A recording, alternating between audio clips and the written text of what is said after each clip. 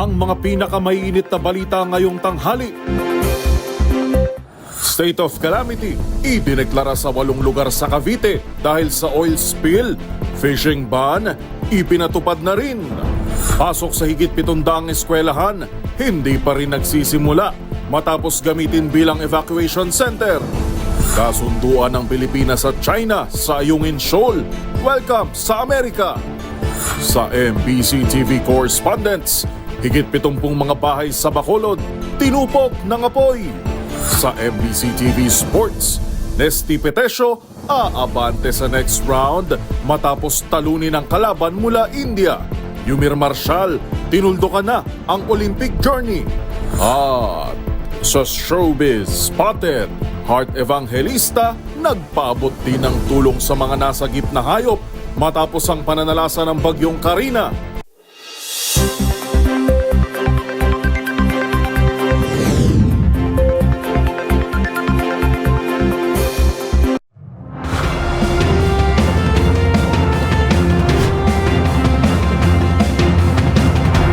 Bawat balita, makabuluhan.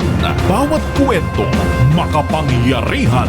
Boses ng Pilipino para sa Pilipino. Live mula sa MBC TV Studio. MBC TV Network News.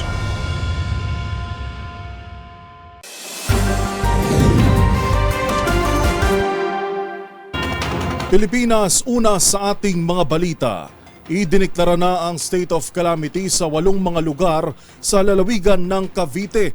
Yan ay dahil sa oil spill na nagmula sa lumubog na MT Terra Nova sa Limay, Bataan. Itong kinumpirma ni Cavite Governor John Vic Remulla kasabay ng pagdedeklara ng fishing ban. Ang buong detalye ihahatid sa atin ni Giselle Ricafort. Isinailalim sa state of calamity ang 8 lugar sa Cavite matapos maabot ng oil spill mula Limay, Bataan. Sa panayam ng DZRH, kinumpirma ni Governor John Vic Remulla na kabilang dito ang Bacoor, Kawit, Noveleta, Rosario, Tansa, Naik, Ternate at Maragondon.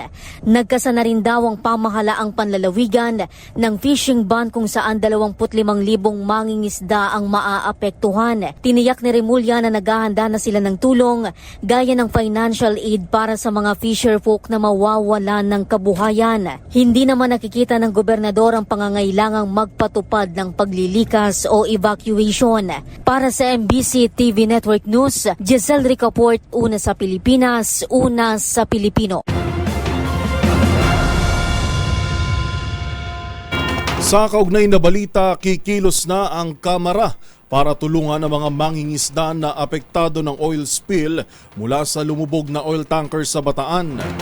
Ayon pa kay House Speaker Ferdinand Martin Romualdez, nakikipagtulungan na sila sa Department of Social Welfare and Development o DSWD para magkasa ng relief operations sa mga apektadong mangingisda. Narito ang ulat ni Milky Regunan.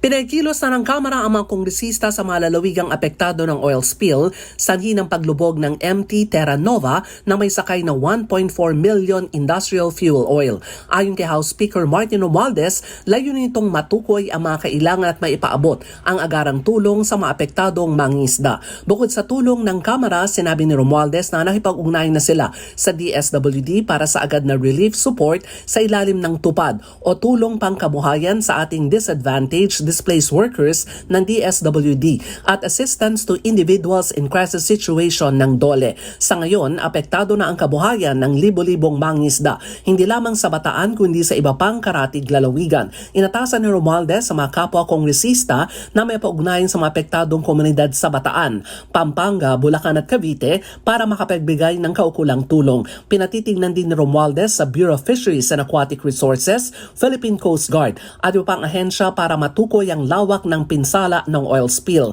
Sa datos, kasama sa maapektado ang mga mangisda sa Bulacan, Bataan, Pampanga at Cavite.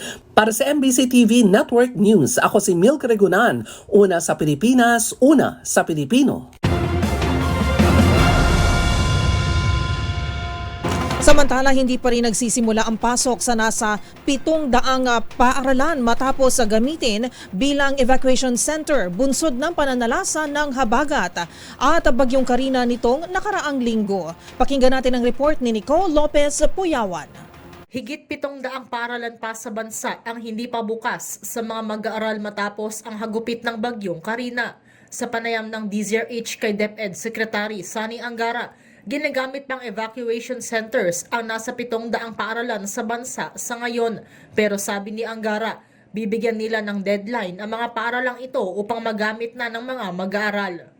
Yes, mga 700 schools ho yan, kalat-kalat po sa buong bansa. Meron ho dito sa NCR, sa may Valenzuela at Marikina, dahil talagang malakas ang baha ho dyan. Yan ang pinakatinamaan na area.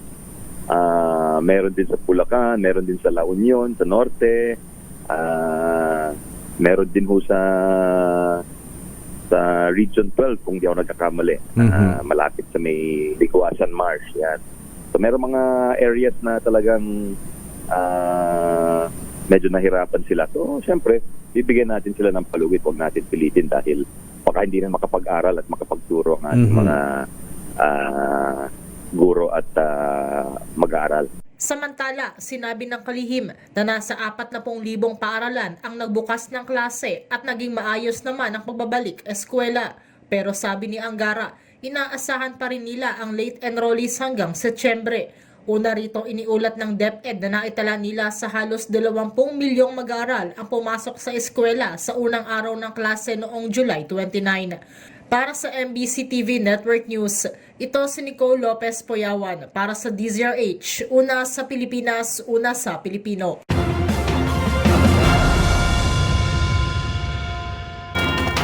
Samantala, sa iba pang mga balita, welcome naman sa Estados Unidos ang kasunduan sa pagitan ng Pilipinas at China sa Ayungin Shoal.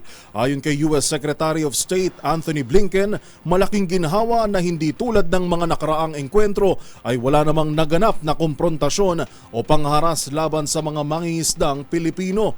Magbabalita si Edniel Parosa. Winelcome ng Estados Unidos ang provisional agreement ng Pilipinas at China para pahupain ang tensyon sa West Philippine Sea.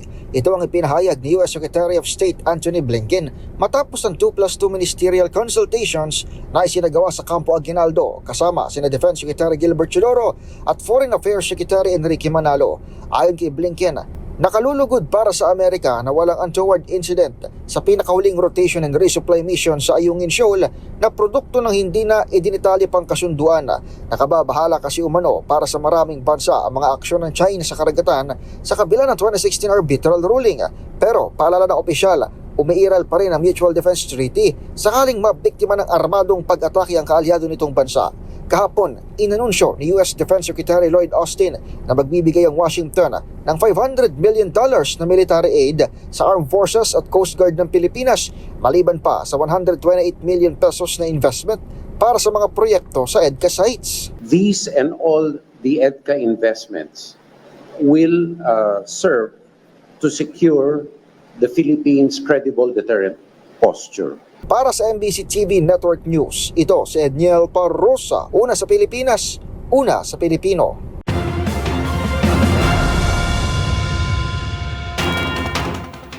Maliban sa usapin ng West Philippine Sea, tiniyak din ng Amerika na magpapatuloy ang suporta nito sa Pilipinas, partikular na ang Mutual Defense Treaty, anuman ang kalabasan ng US presidential elections. Ito ang tiniyak ni US Secretary of State Anthony Blinken matapos ang mga pangambang babaliktad umano ang Amerika sa mga pangako nito sa oras na magbago ang liderato nito. Narito ang aking report.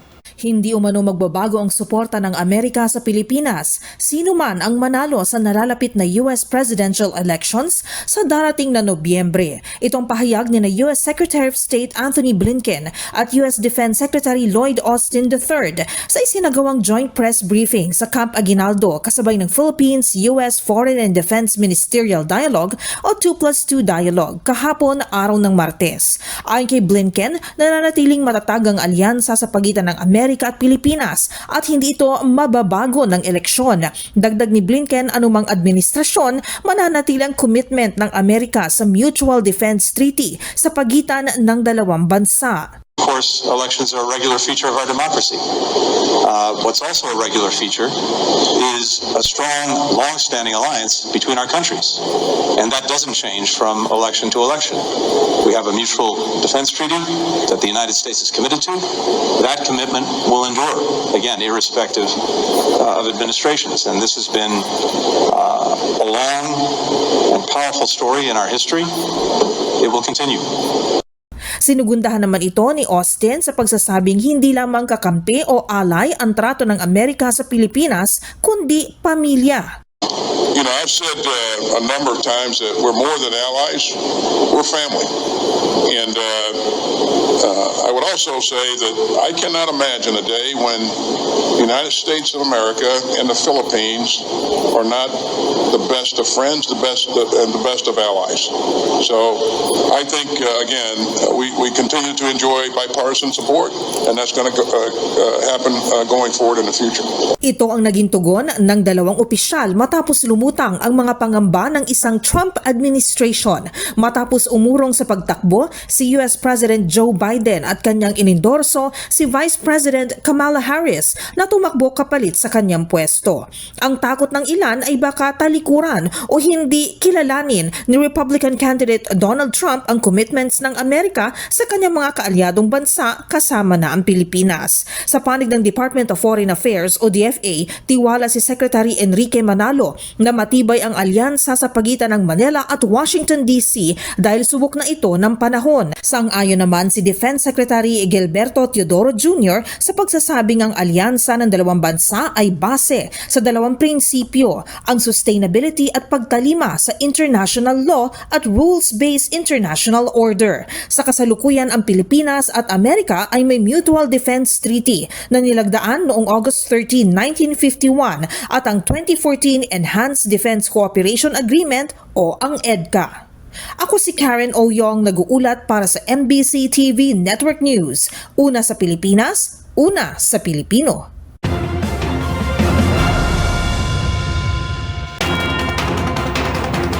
Samantala, mahabang pila naman sa tollgate ng Manila-Cavite Expressway o Cavitex ang bumungad sa mga motorista ngayong umaga matapos po niya ng 30-day toll holiday. Sa pag-iikot ng DZRH News, halos walang galawan ang mga sasakyan o halos 30 minutong nakastandby sa traffic. Yan ay para sa mga dumadaan ng cash lane habang tuloy-tuloy naman ang galawan sa RFID lane. Nanatili naman libre ang pagdaan sa Cavitex C5 link, sukat interchange sa limitadong oras. Ang babayaran lamang ay ang paggamit ng Cavitex Parañaque segment Seaside to Zapote kung gagamit ng sukat interchange. Yan po ay 17 pesos para sa mga Class 1 vehicles, 35 pesos para sa Class 2 vehicles at 52 pesos para sa Class 3 vehicles.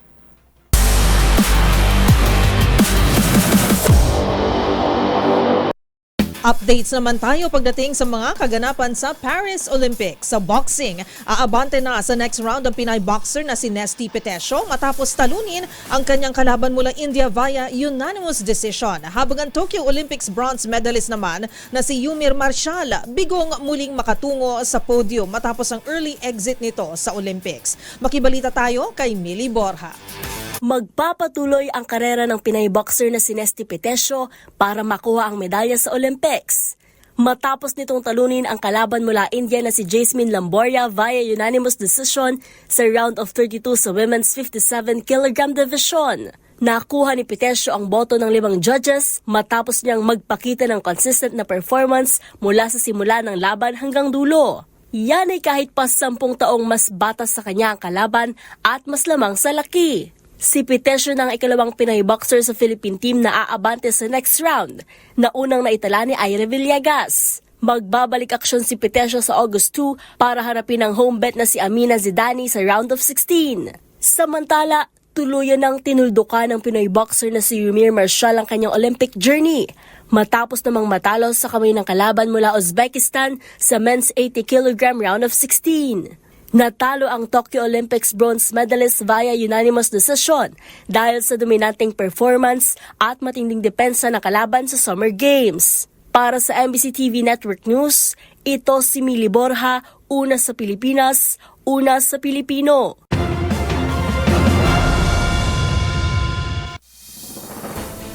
Narito ang mga balitang dapat ninyong abangan. Drug at smuggling charges versus Congressman Pulong Duterte at iba pa, iniharap ni dating Senator Trillanes sa DOJ. Pagbabawas ng contribution rate, inirekomenda ng PhilHealth kay Pangulong Bongbong Marcos. Sa MBC TV Sports, Pinay swimmer Kyla Sanchez bigo sa semis ng Paris Olympics, nakapagtala pa rin ng record high performance. At sa showbiz spotted Heart Evangelista, nagpaabot din ng tulong sa mga nasagip na hayop matapos ang pananalasa ng bagyong Karina. Lahat ng yan sa pagbabalik ng MBC TV Network News.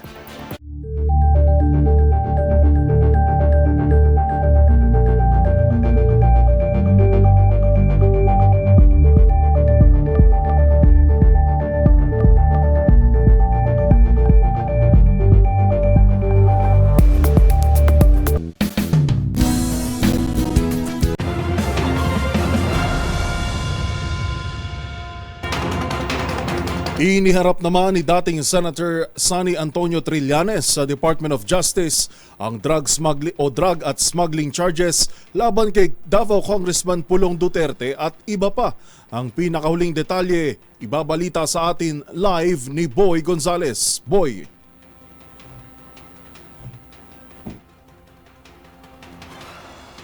Justice Department, sina Davao First District Congressman Pulong Duterte, Atty. Mans Carpio, dating Bureau of Customs Commissioner Nicanor Paildon at iba pa dahil sa iso sa pag-smuggle ng mga illegal na droga.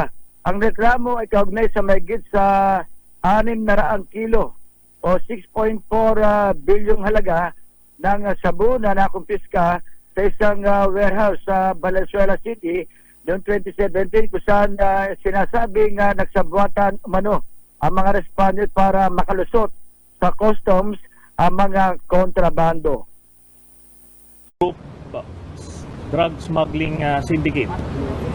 Ito ay in connection with the 6.4 billion peso shabu shipment na nahuli noong 2017. Ang mga nakalap namin na ebidensya ay bunga nung Senate investigations noong 2017 din, pero ito yung mga pinilit na pagtakpan nung Duterte administration nung sila ay nakapwesto pa. Kaya ngayon, nakahanap tayo ng magandang pagkakataon na mag-file itong kaso nito. Sir, ano sa tingin niyo yung pinakamalakas ninyong ebidensya to say na involved nga talaga sila at sila yung nasa likod nitong shipment? Batay sa 47 pahin ng complaint affidavit na inihan ni Trillanes May 17, 2017 na dumating sa Manila International Container Port o MICP ang barkong may dala na naturang shabu shipment. Makaraan ng ilang araw, May 26, 2017, nagsagawa na ng raid ang BOC sa warehouse ng Hongpei Logistics sa Valenzuela kung saan na-discovery ang bilyong pisong halaga ng shabu. Hiniling din ng senador sa DOJ na magsagawa ng case build-up at maimbestigahan ang naprosekusyon ng mga inakusang personalidad at makasuhan sa korte ng paglabag sa Comprehensive Dangerous Drug Act. Ito si Boy Gonzales, tag-uulat para sa MBC TV Network News, una sa Pilipinas, una sa Pilipino. Maraming salamat, Boy Gonzales.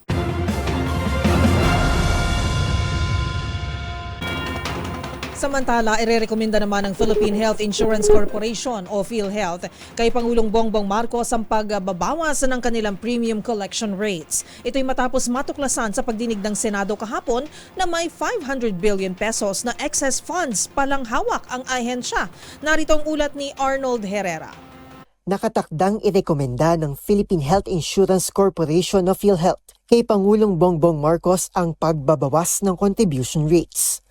Ito ang tiniyak ni PhilHealth President Emmanuel Ledesma Jr. kaugnay ng natuklasang 500 bilyong pesos na reserve na pondo ng ahensya.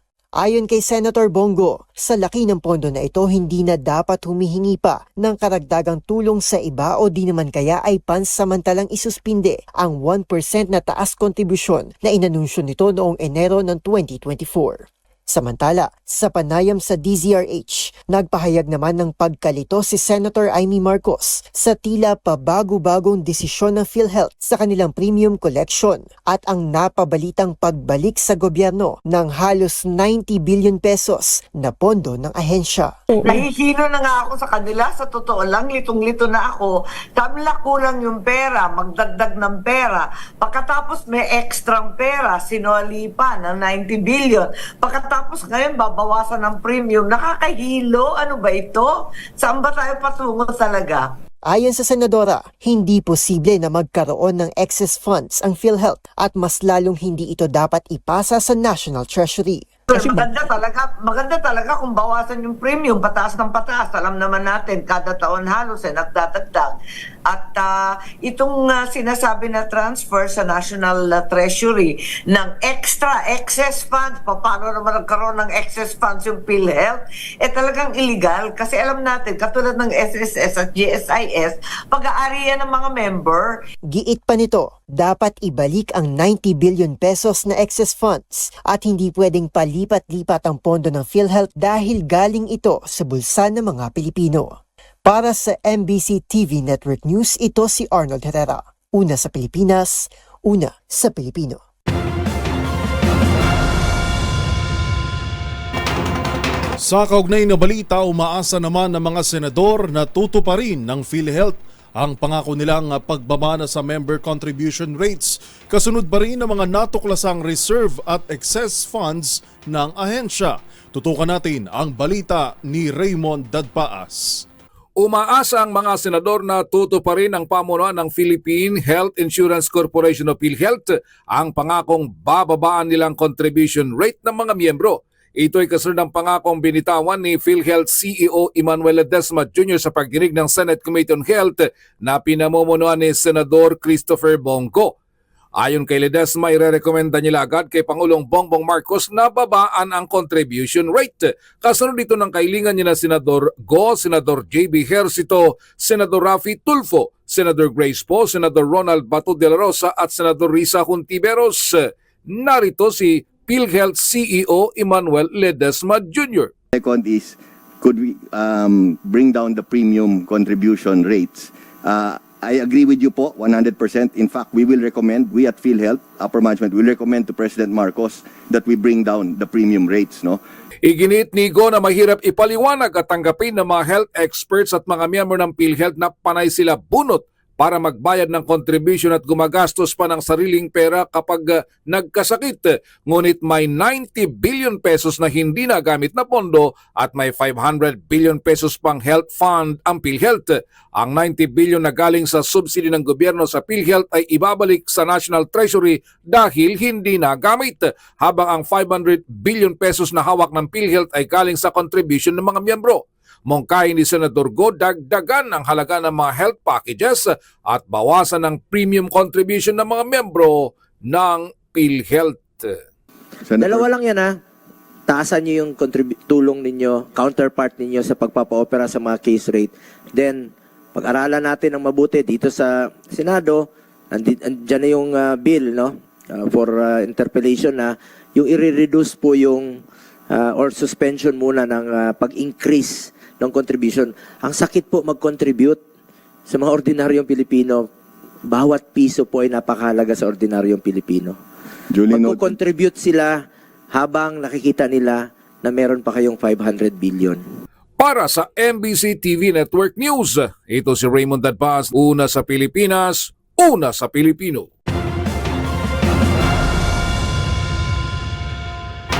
Sa iba pang balita, iniimbestigahan na ng Commission on Elections o COMELEC ang fingerprint ni suspended Mayor Alice Guo para silipin kung tutugma ito sa mga dokumentong hawak ng National Bureau of Investigation. Ang mga detalye alamin sa report ni Kyle Bulyas. Sinusuri na ngayon ng Commission on Election ang voting records ni suspended Mayor Alice Guo sa kanilang pagbisita sa Bamban Tarlac. Ayon kay COMELEC Chair Attorney George Garcia, layo nitong ipagkumpara ang fingerprints ni Guo sa kanyang mga dokumento sa fingerprints na hawak ng National Bureau of Investigation. Gusto naming alamin, parehas ba yung Alice Guo na bumoto ng barangay, yung Alice Guo na bumoto ng national and local election, at yung Alice Guo na nag-file sa amin ng candidacy, kasama na yung nag-file ng application for registration at yung nasa NBI. Target ng COMELEC kasama ang mga technical expert na matapos ang investigasyon ngayong linggo upang makapagsumite sila ng rekomendasyon sa Commission and Bank. Paliwanag ni Garcia, oras na mapatunayang iisang tao lamang si Alice Guo na bumoto at tumakbo sa Bamban Tarlac at si Guo Waping, ibig sabihin lamang nito ay nagkaroon ng misrepresentation. Paglilinaw ni Garcia, kung ganito nga ang mangyayari, bagamat nakalusot aniya sa mga disqualification case si Guo noong siya ay kumakandidato pa lamang, hindi na siya makalulusot sa kasong kriminal dahil ang kanya umanong pagsisinungaling sa Certificate of Candidacy ay isang election offense na may hatol na 1 hanggang sa 6 na taong pagkakakulong. Matatandaang noong nakaraang buwan lamang ay kinumpirma ng NBI na si suspended Mayor Guo at ang Chinese national na si Guo Waping ay iisang tao lamang base sa pinagtugma nilang fingerprint. Para sa MBC TV Network News, ako si Kyle Bulias, una sa Pilipinas, una sa Pilipino.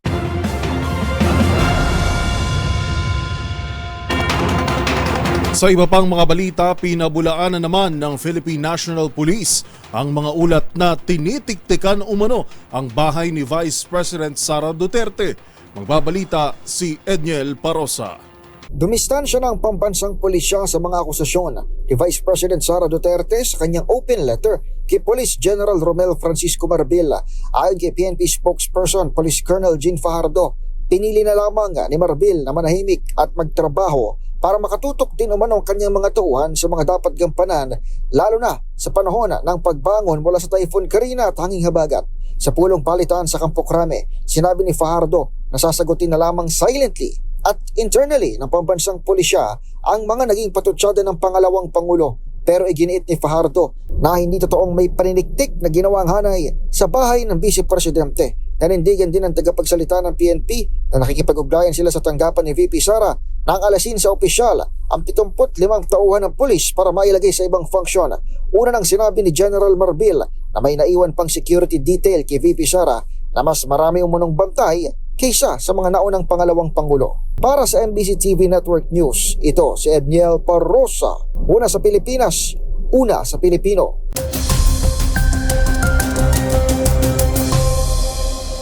Pilipinas. Inaasahang lalabas na ng Philippine Area of Responsibility anytime within the day ang low-pressure area na binabantayan ng Pag-asa. Sa datos ng Weather Bureau, huli itong namataan kaninang umaga sa mismong border ng PAR sa layong 480 kilometers north-northeast ng Itbayat, Batanes. At sa paglabas nito ng Philippine Sea, mababa pa rin ang tsansa nito na maging bagyo, kaya't hindi nito palalakasin ang hanging habagat tulad ng ginawa ng bagyong Karina.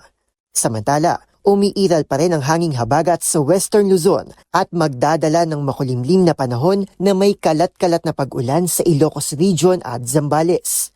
Habang bahagyang makulimlim pero mainit na panahon ang mararanasan sa nalalabing bahagi ng ating kapuluan. Liban na lang sa mga isolated rains at localized thunderstorms sa hapon at sa gabi. Batay naman sa general projection ng Pag-asa, dahil wala nang binabantayan na anumang weather disturbance, asahan natin ng maaliwalas at mainit na panahon na may tsansa lamang ng localized thunderstorms hanggang sa pagpasok ng weekend. Para naman sa real-time thunderstorm advisories, umantabay lang palagi sa social media accounts ng Pag-asa. At yan ang latest sa lagay nating panahon ngayong Martes. Para sa MBC TV Network News, ito si Arnold Herrera. Una sa Pilipinas, una sa Pilipino.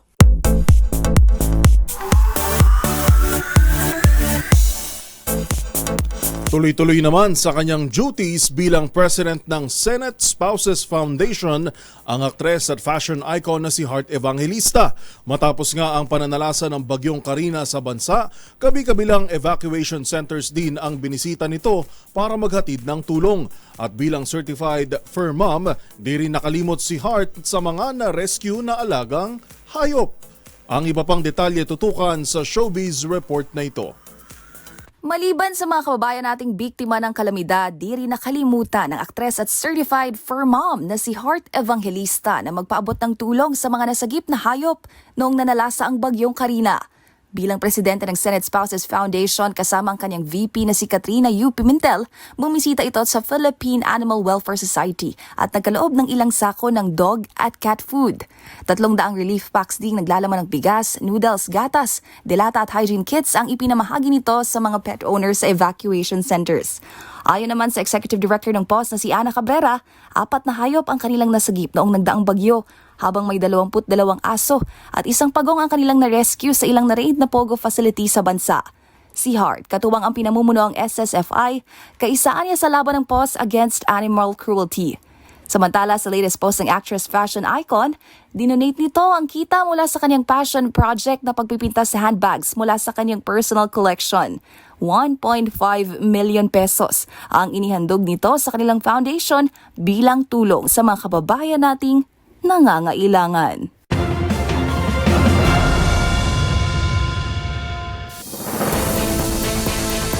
Narito ang mga balitang dapat niyong abangan. Pagpapaunlad ng maritime education, tinututukan ng Marcos administration. Sa MBC TV correspondents, higit 70 bahay sa Bacolod, tinupok ng apoy. Sa experts' opinion, paglalaro ng mga bata sa putikan, may benepisyo nga ba sa kanilang paglaki?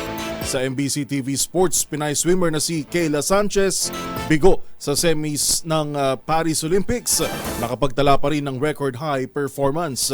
At sa showbiz spotted Richard Gomez at Lucy Torres, proud parents sa unikaihan nilang nagtapos na cum laude. Yan at iba pa sa pagbabalik ng MBC TV Network News.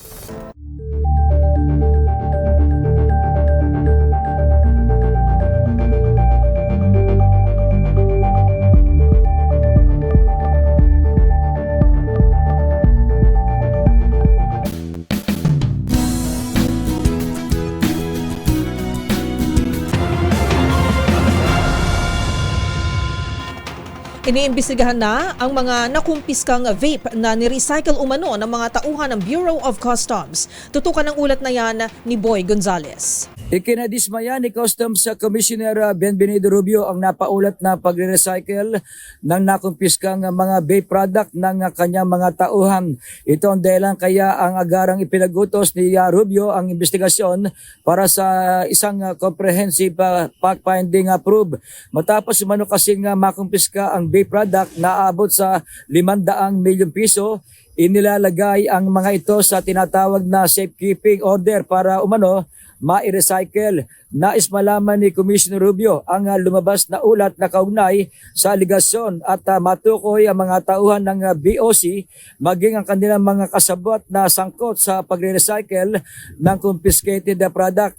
Hindi umano mangingimi si Commissioner Rubio na kasuhan ng kriminal at administratibo ang sinumang mapapatunayang sangkot sa modus ng pagre-recycle ng vape product. Dahil sa paglutang ng usapin, inatasan na ni Commissioner Rubio ang intelligence group na magsumite ng weekly status report at detalyadong fact-finding report sa loob ng 30 araw kasunod ng naturang kautusan. Ito si Boy Gonzales, nag-uuto para sa MBC TV Network News, una sa Pilipinas, una sa Pilipino.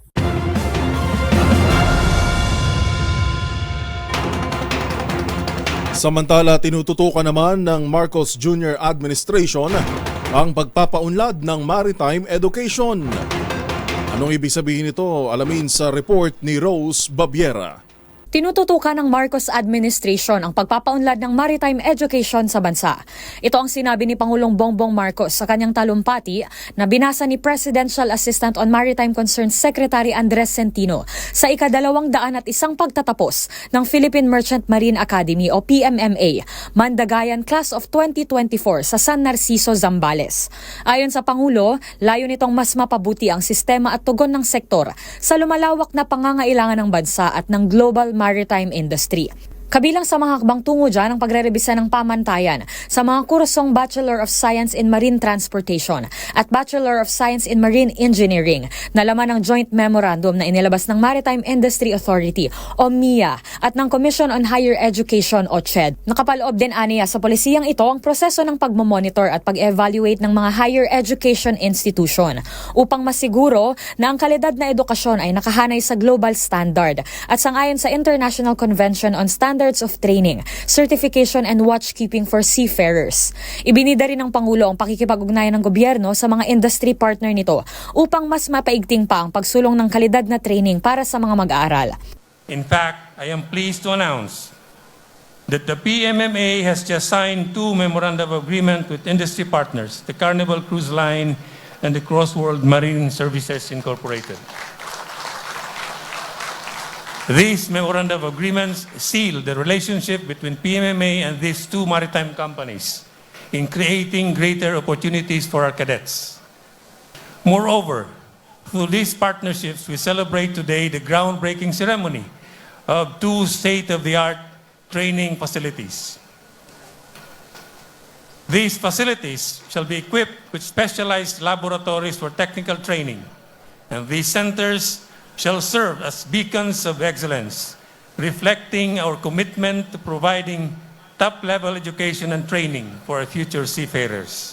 Sang-ayon ito sa Executive Order No. 55 na inilabas ng Pangulo Pebrero ng taong ito na nag-a-adapt ng 10-year Maritime Industry Development Plan o MIDP 2028. Ito ang nagsisilbing roadmap ng bansa upang masiguro at ma-maximize ang potensyal ng Pilipinas bilang maritime nation. Umaasa ang Pangulo na ang mga inisyatibong ito ay sapat upang makapag-produce ang bansa ng new breed ng mga Pilipinong mandaragat. Hinikayat din ni PBBM ang mga nagsipagtapos sa PMMA na dalhin ang lakas ng loob at tibay ng damdamin na natutunan sa paaralan saan man ito mapadpad. Sa 303 na nagtapos ngayong taon, 285 ang naitala na planong pasukin ang shipping industry, habang 12 ang magtutuloy sa Philippine Coast Guard at 6 naman sa Philippine Navy. Para sa MBC TV Network News, ito si Rose Babiera. Una sa Pilipinas, una sa Pilipino.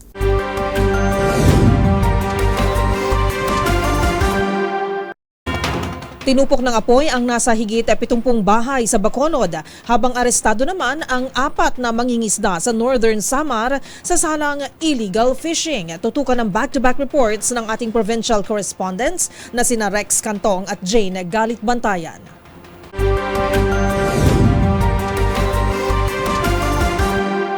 Nasunog ang mga kabahayan kaninang madaling araw sa Puro Cagaykay, Barangay 2, lungsod ng Bacolod. Ayon kay punong Barangay Imelda Bambuanga ng Barangay 2 ng nasabing lungsod, umabot sa 73 ang kabahayan na totally damaged, 8 ang partial at umabot sa 88 na mga pamilya ang nawalan ng bahay. Dagdag pa ni Bambuanga, patuloy na kinukuha ang iba pang mga detalye at mismo si Congreg Gasataya at Mayor Albi Benitez ang personal na pinuntahan ang mga residente at nagbigay ng inisyal na tulong sa mga biktima. Sa inisyal na investigasyon ng Bureau of Fire Protection sa bahay ng isang alias Dudo, nagsimula ang apoy. Ito ang pangatlong bisis na nasunog ang lugar simula noong 2009, 2019 at 2024. Sa ngayon, nasa evacuation center na ang mga biktima ng nasabing sunog. Para sa MBC TV Network News, ito si Rex Cantong, una sa Pilipinas, una sa Pilipino. Arestado ang 4 na mangingisda dito sa lalawigan ng Northern Samar ng aktong mahuli ng otoridad sa iligal na pangingisda sa bayan ng Palapag. Ayon naman sa report ng PNP, ang 4 ay kakasuhan sa kanilang paglabag sa Republic Act 8550 sa Municipal Sea Waters ng Barangay Nipa, Palapag, Northern Samar. Kahapon lamang ito inaristo ng mga pulis. Arestado ang mga mangingisda na nakilala sa kanilang mga alias na si Yeye, 39 anyos, Chick, 40 anyos, Boy, 45 anyos, Biroy, 45 anyos at isang nakilalang si alias Chokes, 45 anyos, pawang mga residente ng Barangay Nipa ng naturang bayan. Arestado ang 4 sa isang seaborne patrol operation at aktong nahuli ang mga ito sa illegal fishing activity. Ayon sa report ng PNP, gumamit ng air compressor. Kinumpiska ng otoridad ang isang fishing motorboat, isang set ng air compressors, 10 kilo ng iba't ibang uri ng isda na nagkakahalaga ng 90,000 pesos. Dinala ang mga ito ang nasabing mga items sa Palapag MPS para sa tamang disposisyon. Mula sa MBC Network News, ito si Shane Garrett Bantayan, RH34, una sa Pilipinas, una sa Pilipino.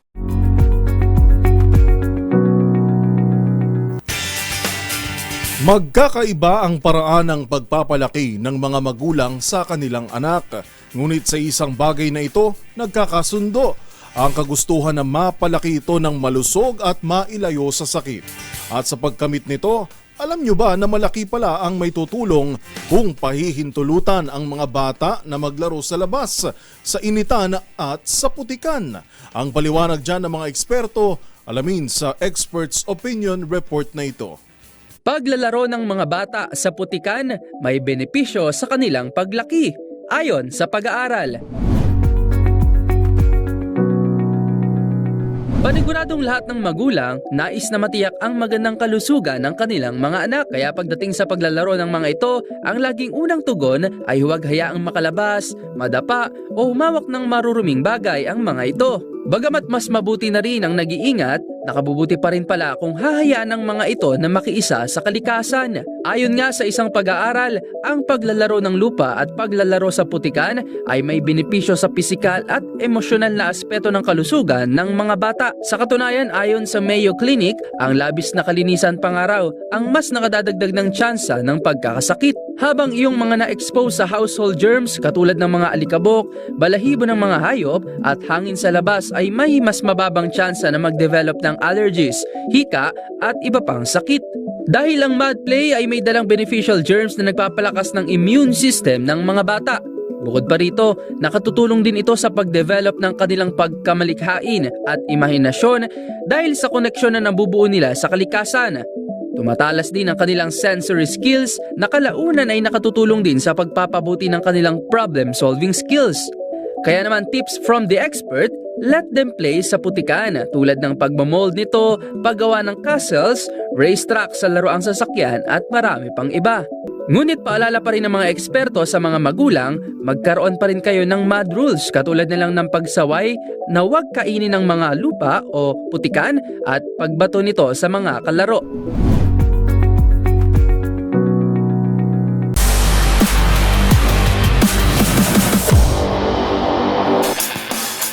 Updates pa rin tayo pagdating sa Paris Olympics sa sport na swimming. Tuluyan na rin natapos ang Olympic journey ng Pinay swimmer na si Kayla Sanchez. Kasunod yan ang 7th place finish nito sa semifinals. Pero sa kabila niya na break pa rin ni Sanchez ang kanyang national record dahil sa kanyang ipinakitang magandang performance sa Summer Games. Ang mga detalye tinutukan ni Millie Borja. Bigong makausad sa finals ng women's 100-meter freestyle ng 2024 Paris Olympics ang Pinay swimmer na si Kayla Sanchez. Nagtapos si Sanchez sa ika-7 pwesto sa kanyang group habang ika-15 naman sa overall ng semifinals, clocking 54.21 seconds. Matatanda ang nakapasok ang 23-year-old Pinay swimmer sa semifinals matapos magland sa 10th spot ng heats. At bagamat bigong makaabante sa next round ng Summer Games, dito rin ay tala ni Sanchez at na-break ang kanyang national record na 54.25 seconds matapos niya makapagtala ng 53.67 seconds. Magugunitang noong 2020 Tokyo Olympics, nakasungkit ng silver medal si Sanchez nang irepresenta nito ang bansang Canada sa 4x100 meter freestyle at 4x100 meter medley. At yun ang mga latest updates sa mundo ng sports. Para sa MBC TV Network News, ito si Millie Borja, una sa Pilipinas, una sa Pilipino.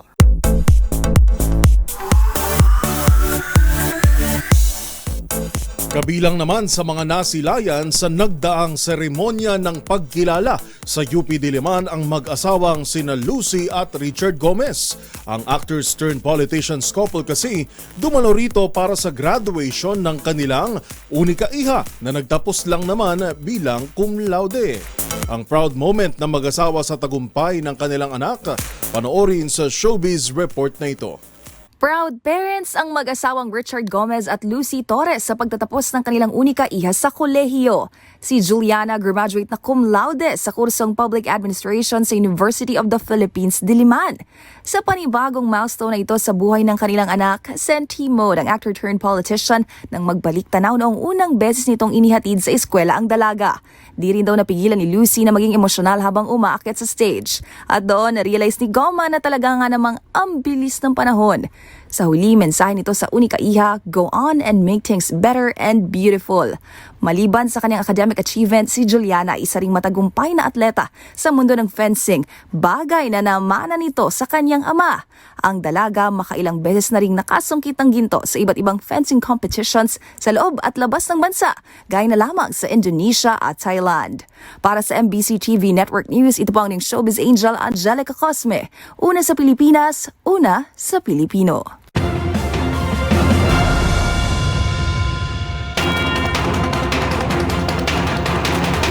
At yan ng mga nakalap naming balita ngayong araw ng Miyerkules. Ito po si Yuel Reyes. At ako naman po si Karen Oyong. Magkita-kita tayong muli bukas, araw ng Huwebes, para sa mga balitang makabuluhan, mga kwentong makapangyarihan. Hatid ang boses ng Pilipino para sa Pilipino. Ito ang MBC TV Network News. Una sa Pilipinas, una sa Pilipino.